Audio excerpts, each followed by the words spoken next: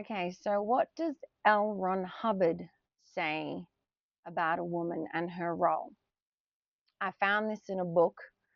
It's called Science of Survival, and it's on page 136.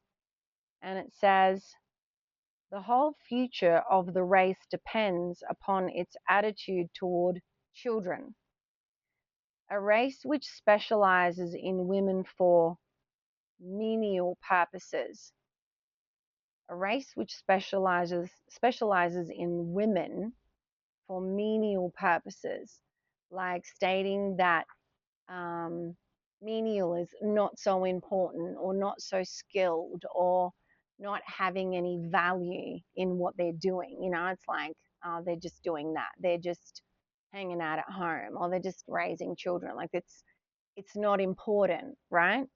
So a race which specializes in having that type of viewpoint, that what women do is at home, nurturing the kids, raising the kids, running a home, making sure everyone's fed, making sure everyone's healthy, making sure everyone's safe, making sure everyone's got activities to do, making sure, having a social life, having barbecue on the way, all these things. A race which sees that as menial, or which believes that the contest of the sexes, man and woman, in the sphere, so in the area of business, action, and politics, is a worthier endeavor than the creation of tomorrow's generation, is a race which is dying. We have in the woman who is an ambitious rival of the man in his own activities, a woman who is neglecting the most important mission she may have. And that's the creation of tomorrow's generation. Wow. Like, wow.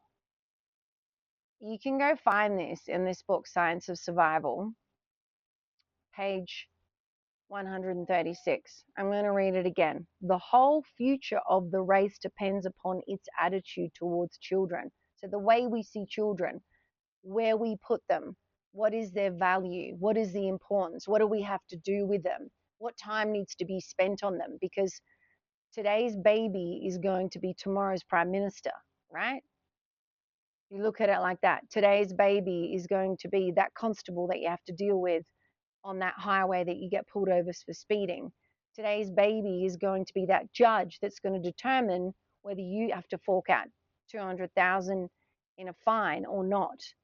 Like, hence, today's baby, today's child is valuable and requires a lot of guidance, attention, love, care, and it's a more important role than anything else. Like, we're creating tomorrow's generation. We're creating the leaders that we today either admire and respect or roll our eyes at and go, oh my God, who put that guy there? Who decided that he was going to be the prime minister or the president or the judge or the head of police or these roles which are dictating and directing our lives, and dictating what we can and can't do and dictating our futures for us. So I'm going to repeat it one more time. The whole future of the race depends upon the race's attitude towards children. A race which specializes in women for menial purposes, that they're just hanging out at home, or which believes that a contest of the sexes in the sphere of business, action, and politics, that those areas are a worthier endeavor than the creation of tomorrow's generation, is a race which is dying.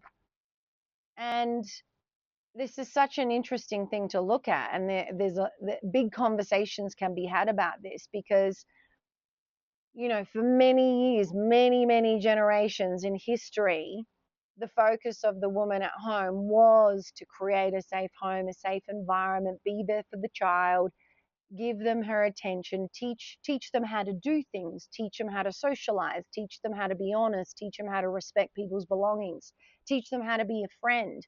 But you can only teach that if you're doing that, if you're showing them, if you're treating them as someone that's important and worthy of your time. Like this is a big responsibility that whoever it is that decides to give birth to a child, there's a big responsibility involved. There's a future generation that is your responsibility. Anyway, it's an amazing statement. It's an amazing statement. And I thought I would share. Thank you for listening.